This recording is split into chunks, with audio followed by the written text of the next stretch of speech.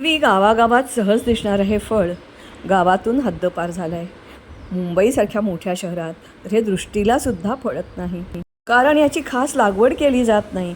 थोडंसं काटेरी असल्यामुळे ही फळं काढणं हे सुद्धा खूप जिकिरीचं काम असतं. पण तरीही हे झाड निसर्गाला आणि मानवाला भरभरून देत असतं. याचं पान, फूल, खोड, साल सारंच खूप खूप खूप उपयुक्त.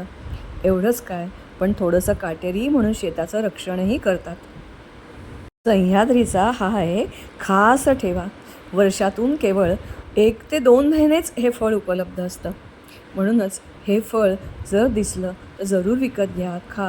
आणि सगळ्यात महत्त्वाचं, आपल्या पुढच्या पिढीला जर हे फळ खायला मिळायला हवं असेल तर आपल्या शेताच्या बांधावर, घरात, कुंपणात जरूर लावा.